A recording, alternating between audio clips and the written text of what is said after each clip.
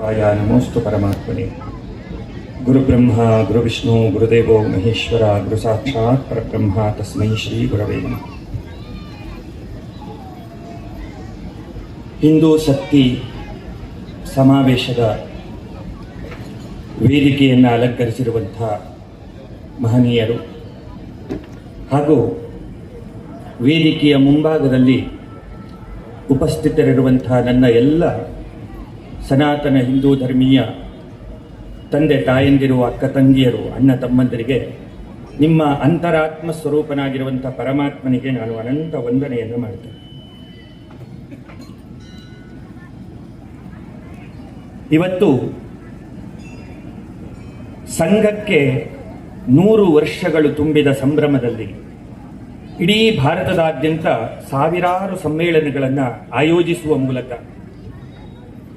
ಹಿಂದೂಗಳನ್ನು ಮತ್ತೊಮ್ಮೆ ಜಾಗೃತಗೊಳಿಸಿಕೊಳ್ಳುವಂತಹ ಅಥವಾ ತಮ್ಮ ಶಕ್ತಿಯನ್ನೇ ತಾವು ಅರ್ಥ ಮಾಡಿಕೊಳ್ಳುವಂತಹ ಒಂದು ಪ್ರಯತ್ನವನ್ನು ಸಂಘ ಹಿಂದೂ ಸಮಾಜದ ಮುಂದೆ ಇಟ್ಟಿದೆ. ಒಂದು ಯಾವುದೇ ಸಂಸ್ಥೆ ನಡೆಯುವುದು ಬಹಳ ಕಷ್ಟ.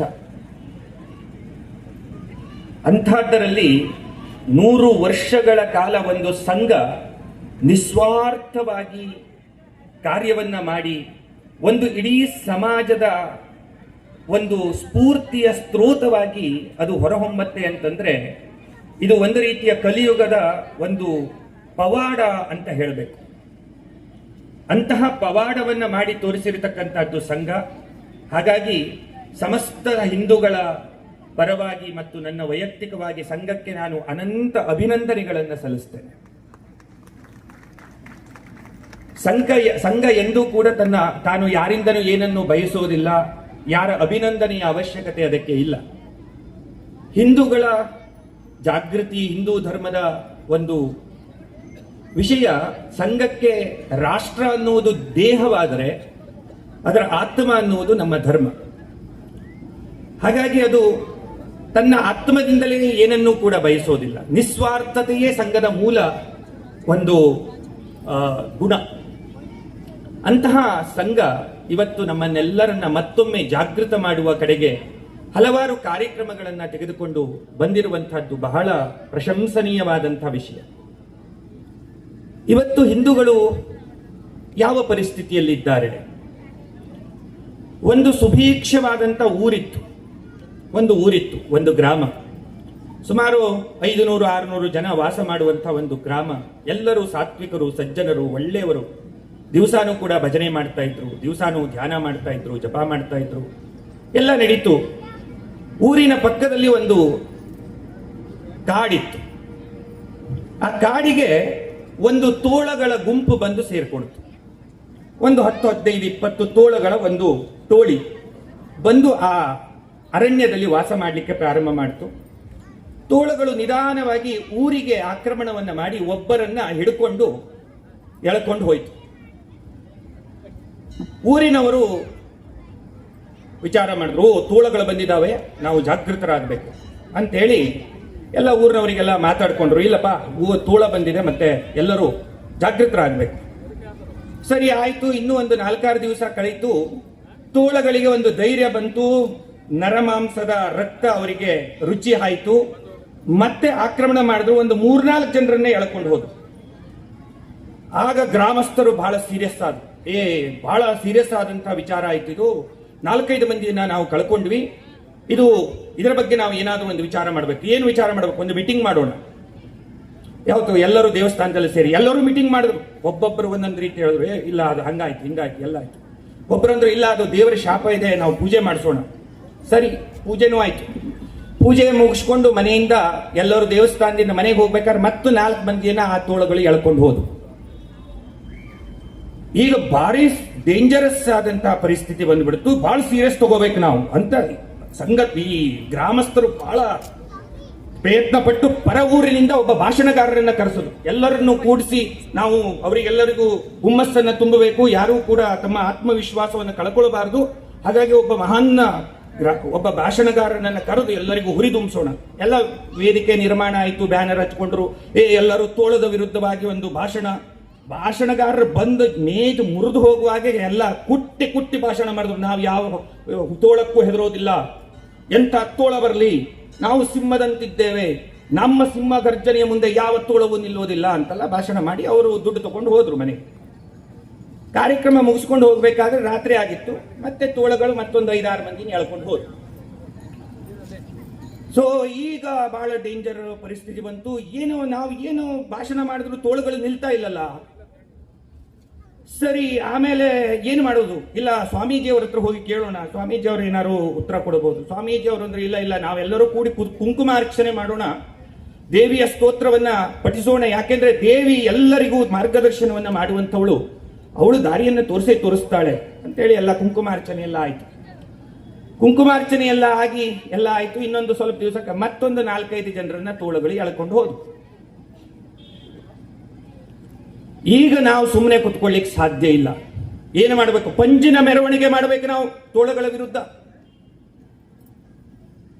ಗಲ್ಲಿಗಳಲ್ಲಿ ನಾವು ತೋಳುಗಳ ವಿರುದ್ಧ ಪಂಜಿನ ಮೆರವಣಿಗೆಯನ್ನು ಮಾಡಬೇಕು. ಅಂದಾಗ ಮಾತ್ರ ನಾವು ಏನಾದರೂ ಒಂದು ಶಕ್ತಿ ತೋರಿಸಿದಂಗೆ ಆಗತ್ತೆ ಅಂತೇಳಿ ಎಲ್ಲರೂ ಪಂಜ್ ಹಿಡ್ಕೊಂಡು ಊರು ತುಂಬಾ ತಿರುಗಿದ್ರು. ಪಂಜಿನ ಮೆರವಣಿಗೆ ಮುಗಿದು 2 ದಿವಸಕ್ಕೆ ಮತ್ತೆ 4-5 ಜನರನ್ನು ಎಳ್ಕೊಂಡು ಹೋದ್ರು. ಇದು ಬಗೆಹರಿಯುವ ಸಮಸ್ಯೆ ಅಲ್ಲ ಅಂತ ಹೇಳಿ ಒಂದಷ್ಟು ಜನ ಊರು ಬಿಡುವ ವಿಚಾರ ಮಾಡಿದ್ರು. 500-600 ಜನ ಇರುವ ಊರಾಗಿತ್ತು. ಅದರಲ್ಲಿ ಒಂದು 60-70 ಮಂದಿ ಈಗಲೇ ಸತ್ತೋಗಿದ್ದಾರೆ. ನಾವು ಇನ್ನಿಲ್ಲಿದ್ರೆ ನೀವು ಬಜವಾಗೋದಿಲ್ಲ ಅಂತ ಅರ್ಧಕ್ಕರ್ಧ ಜನ ಊರು ಬಿಡುವ ವಿಚಾರ ಮಾಡಿ ಊರು ಬಿಟ್ಟು ಪರ ಊರಿಗೆ ಹೋದ್ರು. ಈಗ ಊರಿನಲ್ಲಿದ್ದವರು ಸ್ವಲ್ಪ ಜನ ಅಷ್ಟೇ. ಅವರೆಲ್ಲ ವಿಚಾರ ಮಾಡಿದ್ರು, ಇದಕ್ಕೆ ಏನು ಮಾಡ್ಬೇಕು ನಾವು? ಇಲ್ಲ, ಪೊಲೀಸ್ ಕಂಪ್ಲೇಂಟ್ ಕೊಡೋಣ. ಆಯ್ತು, ಪೊಲೀಸರು ಬಂದ್ರು. ಒಂದು 4 ದಿವಸ ಅವರು ಗಸ್ತು ತಿರುಗಿ ಹೋದ್ರು. ಪೊಲೀಸರು ಆ ಕಡೆ ಹೋಗ್ತಾ ಇದ್ದಂಗೆ ಮತ್ತೊಂದು 4-5 ಮಂದಿನ ತೋಳುಗಳು ಬಂದು ಎಳ್ಕೊಂಡು ಹೋದ್ರು. ನಾವು ಪಂಜಿನ ಮೆರವಣಿಗೆ ಮಾಡಿದ್ವಿ, ಭಾಷಣ ಮಾಡಿಸಿದ್ವಿ, ಪೂಜೆ ಮಾಡಿಸಿದ್ವಿ, ಹೋಮ ಮಾಡಿಸಿದ್ವಿ, ಮೀಟಿಂಗ್ ಮಾಡಿದ್ವಿ, ಎಲ್ಲರಿಗೂ ಊಟನೂ ಹಾಕಿದೀವ್ರಿ ನಾವು. ಆದ್ರೂ ತೋಳುಗಳು ಮಾತ್ರ ಏನು ಮಾಡಿದ್ರು ನಮ್ಮನ್ನ ಕದ್ಕೊಂಡು ಹೋಗೋದು ಬಿಡೋದಿಲ್ಲಲ್ಲ. ಇದೇನಿದು ವಿಷಯ? ಪೊಲೀಸರಿಗೂ ಕಂಪ್ಲೇಂಟ್ ಕೊಟ್ಟಾಯ್ತು. ಅವರು 4 ದಿವಸ ಬಂದು ಏನೋ ಲಾಠಿ ಆಡ್ಲಾಡಿಸಿ ಹೋದ್ರು. ಏನು ಗೌರ್ಮೆಂಟಿಗೆ ನಾವು ಇದ್ರ ಕೊಡೋಣ, ನಮ್ಮ ಊರನ್ನು ರಕ್ಷಣೆ ಮಾಡಿ. ಗೌರ್ಮೆಂಟಿಗೂ ಕೊಟ್ಟರು. ಅವರು ಅಂದ್ರು, ಇಲ್ಲ ನಾವು ಭಾರಿ ವ್ಯವಸ್ಥೆ ಮಾಡ್ತೇವೆ, ನೀವೇನು ತಲೆ ಕೆಡಿಸ್ಕೋಬೇಡಿ, ನಾವು ನಿಮ್ಮ ಜೊತೆಗೆ ಇದ್ದೇವೆ ಅಂತೇಳಿ ಒಬ್ರು ರಾಜಕಾರಣಿಗಳು ಬಂದು ನಿಮ್ಮ ಜೊತೆ ನಾವಿದ್ದೇವೆ ಅಂತದ್ದು ಎದೆ ಬಡ್ಕೊಂಡು ಹೋಗ್ಬಿಟ್ರು. ಅದೇ ದಿವಸ ಕಾರ್ಯಕ್ರಮ ಮುಗಿದ ಮೇಲೆ ಮತ್ತೆ 4 ಜನರನ್ನು ಎಳ್ಕೊಂಡು ಹೋಯ್ತು ತೋಳುಗಳು. ನೀವು ಮಾಡುವಂತಹ ಪೆಂಚಿನ ಮೆರವಣಿಗೆ, ನೀವು ಮಾಡುವಂತಹ ಭಾಷಣ, ನೀವು ಮಾಡುವಂತಹ ಇದು ಯಾವುದು ತೋಳುಗಳಿಗೆ ಸಂಬಂಧ ಇದ್ದ ವಿಷಯವೇ ಅಲ್ಲ. ತೋಳುಗಳು ಅವರ ಕೆಲಸವನ್ನ ಅವು ಮಾಡ್ತಾನೆ ಇದ್ದಾವೆ ಸಮಾಜದಲ್ಲಿ. ಅವು ಪ್ರತಿನಿತ್ಯ ಎಳ್ಕೊಂಡು ಹೋಗ್ತಾನೆ ಇದ್ದಾರೆ. ಮತಾಂತರ ನಡೀತಾನೆ ಇದೆ. ನಾವು ಭಾಷಣ ಮಾಡೋದು ಮಾತ್ರ ಬಿಡ್ತಾ ಇಲ್ಲ. ದಿವಸ ಬೆಳಗಾದ್ರೆ ಭಾಷಣ ಮಾಡುವುದೇ ಕೆಲಸ ನಾ ಹೀಗಾಗಿ ಎಷ್ಟೋ ಕಾರ್ಯಕ್ರಮಗಳಿಗೆ ಬೇಡ ಬರುವುದೇ ಇಲ್ಲ ಅಂತ ಹೇಳಿದ್ದೆ. ಬೇಡ, ಈ ಭಾಷಣ ಮಾಡಿ ಬಹಳ ಆಯ್ತು, ಭಾಷಣ ಸಾಕು.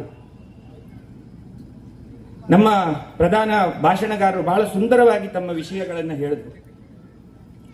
ನಮಗೆ ಬೇಕಾಗಿದ್ದು ಸಮಾವೇಶಗಳಲ್ಲ, ನಮಗೆ ಬೇಕಾಗಿದ್ದು ಜಾಗೃತಿ ಮತ್ತು ಪರಿವರ್ತನೆ. ನಾವು ಹೋಗ್ತಾ ಇರುವಂತಹ ದಾರಿ ಯಾವುದು ಅಂತ ನಾವು ಮತ್ತೊಮ್ಮೆ ಹಿಂತಿರುಗಿ ನೋಡ್ಕೊಳ್ಬೇಕಾಗಿದೆ. ನಮ್ಮ ಈ ಯಾವುದರಿಂದಲೂ ಕೂಡ ನಮ್ಮ ವಿರುದ್ಧ ನಿಂತು ನಮ್ಮ ರಕ್ತವನ್ನ ಕುಡಿಯುವಂತ ತೋಳಗಳಿಗೆ ಯಾವ ವ್ಯತ್ಯಾಸವೂ ಆಗೋದಿಲ್ಲ. ಅವು ಅವರ ಕೆಲಸವನ್ನ ಅವು ಮಾಡ್ತಾನೆ ಇರ್ತಾವೆ. ತೋಳಗಳನ್ನ ಹೊಡಿಬೇಕು ಅಂದ್ರೆ ಹೇಗೆ ಹೊಡಿಬೇಕು ಅದರ ಪ್ಲಾನ್ ಅನ್ನು ನಾವು ಮಾಡ್ಕೋಬೇಕಾಗಿದೆ. ಅಥವಾ ಅವರನ್ನು ಹಿಡಿಯೋದಿದ್ರೆ ಹೇಗೆ ಹಿಡಿಬೇಕು ಅದರ ಪ್ಲಾನ್ ಅನ್ನು ನಾವು ಮಾಡ್ಕೋಬೇಕಾಗಿದೆ. ಅಥವಾ ನಮಗೆ ರಕ್ಷಣೆಯಾಗಿ ನಾವು ಏನನ್ನ ಮಾಡ್ಕೊಳ್ಬಹುದು ಅನ್ನೋದರ ವಿಚಾರವನ್ನು ನಾವು ಮಾಡ್ಕೊಳ್ಬೇಕಾಗಿದೆ. ಇವತ್ತು ನೋಡಿ, ಕೇರಳ ಸ್ಟೋರಿ ಅಂತ ಯಾವುದೋ ಒಂದು ಫಿಲ್ಮ್ ಬಂದಿದೆ ಅಂತೆ, ಪಾರ್ಟ್ 2 ಎಲ್ಲ ಕಡೆ ಸೋಷಿಯಲ್ ಮೀಡಿಯಾದಲ್ಲಿ ಅಡ್ಡಾಡ್ತಾ ಇದೆ. ಅದರಲ್ಲಿ ಒಂದು ಟಾರ್ಗೆಟ್ ಫಿಕ್ಸ್ ಮಾಡಿದ್ದನ್ನ ಅವರು ಹೇಳಿದ್ರು. ನನಗೆ ಆಶ್ಚರ್ಯ ಆಯ್ತು. ಭಾರತವನ್ನ ಹಿಂದೂ ಮುಸ್ಲಿಂ ರಾಷ್ಟ್ರವನ್ನಾಗಿ ಘೋಷಣೆ ಮಾಡಬೇಕು ಅಂದ್ರೆ ಬೇರೆ ಏನೂ ಮಾಡುವ ಅವಶ್ಯಕತೆ ಇಲ್ಲ. ಭಾರತದಲ್ಲಿರುವಂತ ಅವಿವಾಹಿತರಾಗಿರುವಂತ 8 ಕೋಟಿ ಹೆಣ್ಣು ಮಕ್ಕಳನ್ನ ಲವ್ ಜಿಹಾದ್ ಮಾಡಿ ಸಾಕು, ಮುಗಿದೋಯ್ತು ಅಲ್ಲಿಗೆ. ಮುಂದೆ ನಮ್ಮ ಮಕ್ಕಳು ಹುಟ್ಟುವಂತಹದ್ದೇ ಇಲ್ಲ. ಇವತ್ತು ನಾನು ಬಹಳ ಬೇಜಾರಿನಲ್ಲಿ ಇರುವಂತಹ ದಿನ. ಇವತ್ತು ನಮ್ಮ ಆಶ್ರಮದಲ್ಲಿ ಒಂದು ಲವ್ ಜಿಹಾದ್ ಒಂದು ಹುಡುಗಿನ ಕರ್ಕೊಂಡು ಬಂದಿದ್ದು. 3 ತಾಸು ನಾನು ಕೌನ್ಸಿಲಿಂಗ್ ಮಾಡಿದೆ ಅವಳಿಗೆ. ನಮ್ಮ ಧರ್ಮದ ಬಗ್ಗೆ ಹೇಳಿದೆ, ಎಲ್ಲ ಹೇಳಿದೆ, ಹಿಂಗಿದೆ ಅಲ್ಲೋದ್ರೆ ಹಿಂಗಾಗತ್ತೆ ಎಲ್ಲ ಹೇಳಿದೆ. ಏನು ಮಾಡಿದ್ರು ಅವಳು 70% ಒಪ್ಕೊಂಡ್ರು, ಇನ್ನು 30% ಅಬ್ದುಲ್ಲಾ ಅವಳ ತಲೆಯೊಳಗೆ ಇದ್ದಾನೆ. ಎಷ್ಟೆಲ್ಲ ವಿಡಿಯೋಗಳನ್ನ ತೋರಿಸಿದ್ವಿ, ಏನೆಲ್ಲ ಆಗ್ತಾ ಇದೆ ಜಗತ್ತಿನಲ್ಲಿ ನೋಡು ಅಂತಂದ್ವಿ. ಇವತ್ತು ನಾವು ಏನು ಮಾಡಬೇಕಾಗಿದೆ ಅಂದ್ರೆ, ನಮ್ಮ ಇಲ್ಲೆಲ್ಲ ತಾಯಂದ್ರೆ ನೀವು ಕುಳಿತಿದ್ದೀರಿ, ನೀವೆಲ್ಲ ಬಹಳ ಸಾತ್ವಿಕರು, ಭಜನೆ ಮಾಡ್ತೀರಿ, ಕುಂಕುಮಾರ್ಚನೆ ಮಾಡ್ತೀರಿ, ಸೌಂದರ್ಯ ಲಹರಿ ಹೇಳ್ತೀರಿ, ಲಲಿತಾ ಸಹಸ್ರನಾಮ ಹೇಳ್ತೀರಿ, ಸಾಯಂಕಾಲ ಆದ ಕೂಡ ಯಾವುದೋ ಗುರುಗಳ ಪ್ರವಚನಕ್ಕೆ ಹೋಗ್ತೀರಿ, ಬೆಳಗಾದ್ರೆ ಆರತಿ ಬಟ್ಲು ತಗೊಂಡು ದೇವಸ್ಥಾನಕ್ಕೆ ಹೋಗಿ ಆರತಿ ಎತ್ತೀರಿ. ಆದ್ರೆ ನಿಮ್ಮ ಮಕ್ಕಳು ಏನು ಮಾಡ್ತಿದ್ದಾರೆ ನಿಮ್ಗೆ ಗೊತ್ತಿಲ್ಲ. ಮಗಳು ಮೊಬೈಲ್ ಅನ್ನ ಹಿಡ್ಕೊಂಡು ಏನು ಮಾಡ್ತಾ ಇದ್ದಾಳೆ ನಮಗೆ ಗೊತ್ತಿಲ್ಲ. ನೀವು ಮಲಗಬಹುದು, ಆದ್ರೆ ನಿಮ್ಮ ವಿರುದ್ಧ ಇರುವಂತಹ ತೋಳಗಳು ಎಂದೂ ಮಲಗುವುದಿಲ್ಲ. ಅವು ಹೊಂಚು ಹಾಕೊಂಡು ಬಾಯಿ ತೆಕ್ಕೊಂಡೇ ಇದ್ದಾವೆ. ಯಾವಾಗ ಸಿಗ್ತೀರಿ ಆವಾಗ ನಿಮ್ಮನ್ನು ನೀವು ಭಾಷಣ ಆದ್ರೂ ಮಾಡಿ, ನೀವು ಪೂಜೆ ಆದ್ರೂ ಮಾಡಿ, ನಾವು ಹರ್ಕೊಂಡು ಹೋಗೋವ್ರೆ. ನೀವು ಏನಾದ್ರು ಮಾಡ್ಕೊಳ್ರಿ. ಒಂದು, ನೀವು ಜಾಗೃತರಾಗಿ ನಿಮ್ಮ ಮಕ್ಕಳು ಏನು ಮಾಡ್ತಾ ಇದ್ದಾರೆ. ನೀವು ಸೌಂದರ್ಯ ಲಹರಿ ಓದೋದು ಮುಖ್ಯ ಅಲ್ಲ, ನೀವು ಆರತಿ ಎತ್ತೋದು ಮುಖ್ಯ ಅಲ್ಲ, ನಿಮ್ಮ ಮಗಳು ಆರತಿ ಎತ್ತೋದು ಬಹಳ ಮುಖ್ಯ. ಇವತ್ತು ನೋಡಿ, ಇಷ್ಟೆಲ್ಲ ಜನ ಹೆಣ್ಣು ಮಕ್ಕಳು ಬಂದಿದ್ದೀರಿ, 1% ಹೆಣ್ಣು ಮಕ್ಕಳು ಅವಿವಾಹಿತರಿಲ್ಲ. ಎಲ್ಲ ವಿವಾಹಿತರಾದಂತಹ ಹೆಣ್ಣು ಮಕ್ಕಳು. ನಿಮಗೆ ಸಮಸ್ಯೆ ಇಲ್ಲ, ನೀವೆಲ್ಲರೂ ಧರ್ಮ ಜಾಗೃತರೇ ಆಗಿದ್ದೀರಿ, ನೀವೇ ಧರ್ಮವನ್ನು ಉಳಿಸುವವರು. ನೀವು ಇನ್ನೂ ಹೆಚ್ಚು ಜಾಗೃತರಾಗಿಯೂ ಕೂಡ ಏನು ಮಾಡ್ತೀರಿ ಅಂದ್ರೆ, 1 ಸುತ್ತು 1 ಪ್ರದಕ್ಷಿಣೆ ಮಾಡೋರು ಇನ್ನು 3 ಪ್ರದಕ್ಷಿಣೆ ಮಾಡಬಹುದು ದೇವಸ್ಥಾನದಲ್ಲಿ. ಆದ್ರೆ ನಿಮ್ಮ ಮಕ್ಕಳ ಪರಿಸ್ಥಿತಿ ಏನು? ನಿಮ್ಮ ಮಗಳು ಏನು ಮಾಡ್ತಾ ಇದ್ದಾಳೆ? ರೂಮ್ದಲ್ಲಿ ಬಾಗಿಲು ಹಾಕೊಂಡು ಅವಳು ಏನು ಮಾಡ್ತಾ ಇದ್ದಾಳೆ? ಪರ್ಸನಲ್ ಲೈಫ್ ಅನ್ನುವಂತಹ ಒಂದು ದೊಡ್ಡದಾದಂತಹ ಒಂದು ಪಿಡುಗು ಜಗತ್ತಿಗೆ ಬಂದ್ಬಿಡ್ತು. ಮೊದಲೆಲ್ಲ ಹೆಂಗಿತ್ತು, ನಮ್ಮದು ಅವಿಭಕ್ತ ಕುಟುಂಬಗಳಾಗಿತ್ತು, ಎಲ್ಲರ ಜೊತೆಗೆ ನಾವು ಬದುಕ್ತಿದ್ವಿ. ಇವತ್ತು ನಾವು ಮೈಕ್ರೋ ಫ್ಯಾಮಿಲೀಸ್ಗಳಾಗಿದ್ದೀವಿ. ಅಂದ್ರೆ ತಂದೆ ತಾಯಿ ಮಗ ಮಗಳು 4 ಜನ, ಅದರಲ್ಲೂ ಕೂಡ 4 ಜನಕ್ಕೆ 4 ಸಪರೇಟ್ ರೂಮ್ಗಳು. ಮಕ್ಕಳಿಗೆ ಡಿಸ್ಟರ್ಬ್ ಆಗಬಾರ್ದು ಅಂತ ಬೆವರು ಸುರಿಸಿ, ಸಾಲ ಮಾಡಿ, ಸೂಲ ಮಾಡಿ, ನೀವು ದುಡಿದಿದ್ದನ್ನೆಲ್ಲ ಹಾಕಿ ರೂಮ್ ಮಾಡಿಕೊಟ್ಟು, ಅವರಿಗೆ ಫ್ಯಾನ್ ಹಚ್ಚಿಕೊಟ್ಟು, ಕೈಯಲ್ಲಿ ಆಂಡ್ರಾಯ್ಡ್ ಮೊಬೈಲ್ ಹಿಡಿಸಿ ಅವರನ್ನ ಆ ರೂಮ್ನ ಒಳಗೆ ಕಳಿಸಿ, ಬಾಗಿಲು ಹಾಕಿ, ಏನು ಬೇಕಾದ್ರೂ ಮಾಡ್ಕೋಪ್ಪ ಒಳಗೆ. ಇದು ಹಿಂದೂ ಸಮಾಜದಲ್ಲಿ ಆಗ್ತಾ ಇರೋದು. ಅದಕ್ಕಾಗಿ ಆ ಮಕ್ಕಳು ಒಳಗಡೆ ಏನ್ ಮಾಡ್ತಾ ಇದ್ದಾರೆ ಗೊತ್ತಿಲ್ಲ. ಕರೀರಿ, ಒಂದು ಕಾರ್ಯಕ್ರಮ ಇದೆ, ಹಿಂದೂ ಸಮಾವೇಶ ಇದೆ, ಬನ್ನಿ. ನನಗೆ ಕೆಲಸ ಇದೆ, ನನಗೆ ಓದ್ಬೇಕು. ಎಂದೂ ಓದ್ಲಿಕ್ಕಿಲ್ಲದೆ ಇರುವಂತದ್ದು ಆ ದಿವಸ ಮುದ್ದಾಮ್ ಓದಬೇಕಾಗ್ತದೆ ಅವರಿಗೆ. ನಿಮ್ಮ ಯಾವ ಕಾರ್ಯಕ್ರಮಕ್ಕೂ ಅವರು ಬರ್ತಾ ಇಲ್ಲ ಅಂದ್ರೆ ಅವರು ದಾರಿ ತಪ್ತಾ ಇದ್ದ. ನಾವು ಇಲ್ಲಿ ಕೆಲಸ ಮಾಡಬೇಕಾಗಿದೆ.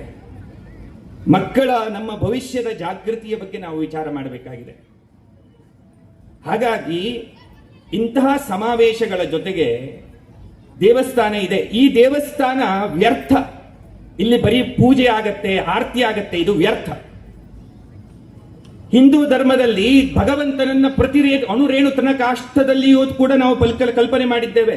ಈಶಾವಾಸ್ಯಮಿದಂ ಸರ್ವಂ ಯತ್ಕಿಂಚ ಜಗತ್ಯಾನ್ ಜಗತ್. ಜಗತ್ತಿನ ಪ್ರತಿ ಅಣುರೇಣು ತನಕಾಷ್ಟದಲ್ಲಿಯೂ ಭಗವಂತನಿದ್ದಾನೆ. ಮತ್ತೆ ಅವನನ್ನು ವಿಶೇಷವಾಗಿ ದೇವಸ್ಥಾನದಲ್ಲಿ ಕೂರಿಸಿ ಪೂಜೆ ಮಾಡುವ ಅವಶ್ಯಕತೆ ಇಲ್ಲಾಗಿತ್ತು.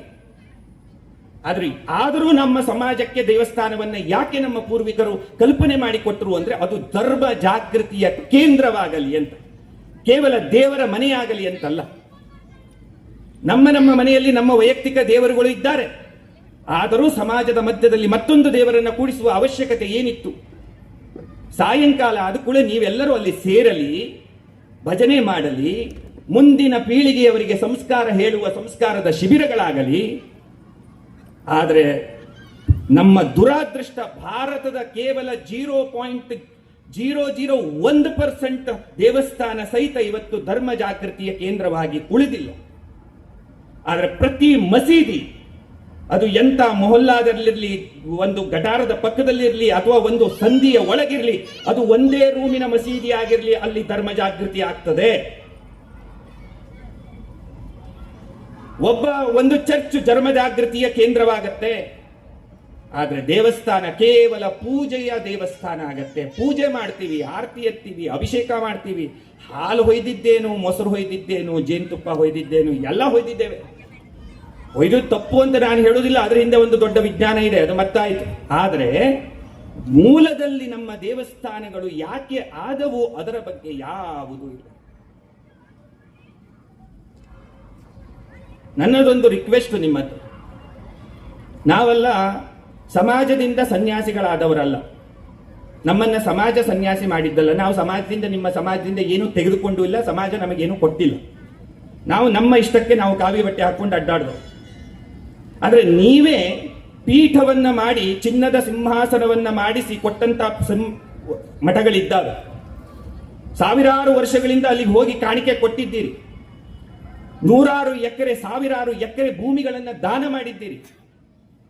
ಆ ಪೀಠದವರ ಹತ್ರ ಹೋಗಿ ಕೈ ಮುಗಿದು ಕೇಳಿ, ಸ್ವಾಮೀಜಿ ಪೀಠದ ಮೇಲಂತೂ ಕುಳಿತಿದ್ದೀರಿ, ದಯವಿಟ್ಟು ನಮ್ಮ ಮಕ್ಕಳ ಜಾಗೃತಿಗಾಗಿ ಸಂಸ್ಕಾರ ಶಿಬಿರಗಳನ್ನು ಪ್ರಾರಂಭಿಸಿ, ನಿಮ್ಮ ಏನು ಭಕ್ತಗಣಗಳಿದ್ದಾರೆ ಅಲ್ಲಿ ಒಂದು ಸಂಸ್ಕಾರ ಶಿಬಿರವನ್ನು ಪ್ರಾರಂಭ ಮಾಡಿಸಿ, ಅದಕ್ಕೆ ಬೇಕಾದಂತ ಏನು 1000ನೋ 2000ನೋ ಖರ್ಚನ್ನ ಮಠದಿಂದ ಕೊಡುವಂತ ವ್ಯವಸ್ಥೆ ಮಾಡಿ.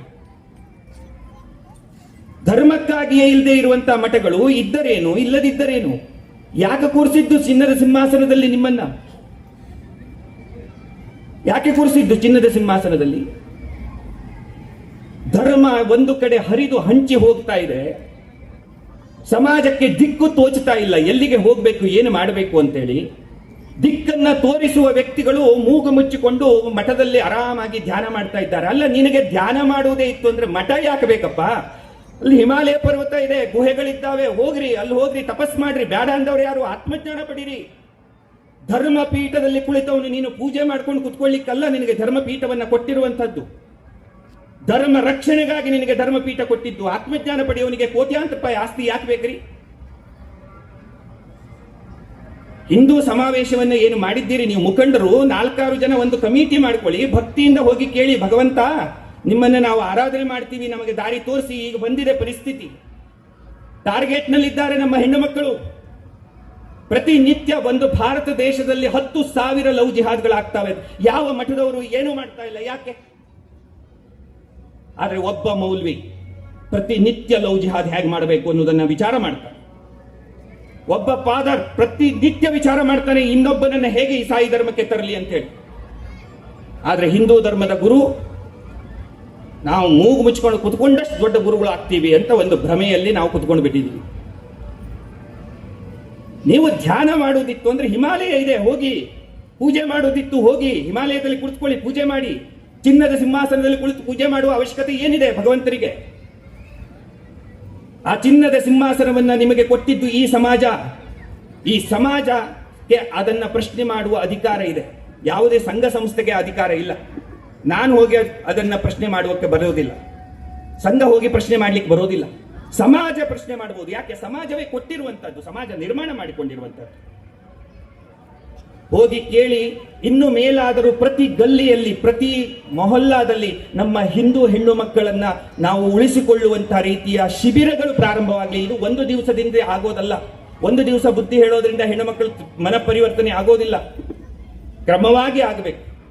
ಸಂಸ್ಕಾರಗಳ ಶಿಬಿರಗಳು ನಡೀಬೇಕು. ಇನ್ನೊಂದು ದೊಡ್ಡದಾದಂತಹ ವಿಚಾರ, ಗಂಡು ಮಕ್ಕಳನ್ನ ಹೇಗೆ ಹಾಳು ಮಾಡ್ತಾ ಇದ್ದಾರೆ ಅಂದ್ರೆ ಮಾದಕ ದ್ರವ್ಯಗಳನ್ನ ಸಪ್ಲೈ ಮಾಡುವುದರ ಮೂಲಕ. ಹಾಗಾಗಿ ಗಂಡು ಮಕ್ಕಳಿಗೂ ಸಂಸ್ಕಾರದ ಶಿಬಿರ ಬೇಕು. ಈ ರೀತಿಯಾದಂತಹ ಪ್ರೊಡಕ್ಟಿವ್ ಆದಂತಹ ಒಂದು ಕಾರ್ಯಕ್ರಮಗಳನ್ನ ನಾವು ಮಾಡಿದರೆ ಮಾತ್ರ ಸಮಾಜವನ್ನು ನಾವು ಉಳಿಸ್ಕೊಳ್ಬಹುದೇ ವಿನಃ ನಾವು ಬರೀ ಇಂತಹ ಸಮಾವೇಶವನ್ನು ಮಾಡಿ ಭಾಷಣ ಮಾಡೋದ್ರಿಂದ ಆ ತೋಳಗಳಿಗೆ ಏನೂ ಫರಕ್ ಬೀಳೋದಿಲ್ಲ. ಅವು ತಮ್ಮ ಕೆಲಸವನ್ನ ತಾವು ಮಾಡ್ತಾನೆ ಇದ್ದಾರೆ. ನೀವು ಇಲ್ಲಿ ಕುಳಿತಿದ್ದೀರಿ, ಯಾರೋ ಒಬ್ಬಳ ಹೆಣ್ಣು ಮಗಳು ಈಗ ಯಾವುದೋ ಒಬ್ಬ ವ್ಯಕ್ತಿಯ ಬೈಕಿನ ಹಿಂದೆ ಹುಬ್ಬಳ್ಳಿಯಲ್ಲಿ ಅಡ್ಡಾಡ್ತಾ ಇದ್ದಾಳೆ. ನಮ್ಮ ಸಮಾವೇಶದ ಮೂಲ ಉದ್ದೇಶ ಏನಾಯ್ತು? ಏನು ಅವಶ್ಯಕತೆ? ಹಾಗಾಗಿ ನಾನು ಕೈ ಮುಗಿದು ನಿಮ್ಮ ಎಲ್ಲ ಹಿಂದೂ ಬಂಧು ಬಾಂಧವರಲ್ಲಿ ನಾನು ಪ್ರಾರ್ಥನೆ ಮಾಡ್ತೇನೆ, ತಾವೆಲ್ಲ ಜಾಗೃತರಾಗಿ ಸಮಾಜ ಅನ್ನುವಂಥದ್ದನ್ನ ಉಳಿಸಿಕೊಳ್ಳುವಂತಹ ಜವಾಬ್ದಾರಿ ನಮ್ಮ ಮೇಲೆ, ನಿಮ್ಮ ಮೇಲೆ ಇದೆ.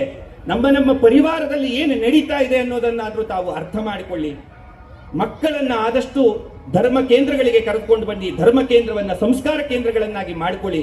ಅಂದಾಗ ಭಾರತ ಉದ್ಧಾರ ಆಗ್ತದೆ, ಧರ್ಮ ಉದ್ಧಾರ ಆಗ್ತದೆ ಅನ್ನುವ ಮಾತನ್ನ ಹೇಳ್ತಾ ನನ್ನ ಭಾವನೆಯನ್ನು ಹಂಚಿಕೊಳ್ಳಲಿಕ್ಕೆ ಅವಕಾಶ ಕೊಟ್ಟಿರ್ತಕ್ಕಂಥ ಎಲ್ಲ ಸಂಘಟಕರಿಗೆ, ಹಿಂದೂ ಬಂಧು ಬಾಂಧವರಿಗೆ ಭಗವಂತ ಆಯುಷ್ಯ, ಆನಂದ, ಆಯು, ಆರೋಗ್ಯ, ಐಶ್ವರ್ಯಗಳನ್ನು ಕೊಟ್ಟು ನಿಮ್ಮನ್ನೆಲ್ಲರನ್ನ ಕಾಪಾಡಲಿ ಅಂತ ಭಗವಂತನಲ್ಲಿ ಪ್ರಾರ್ಥನೆ ಮಾಡಿ ನನ್ನ ಮಾತುಗಳನ್ನು ಮುಗಿಸ್ತೇನೆ. ಧನ್ಯವಾದ.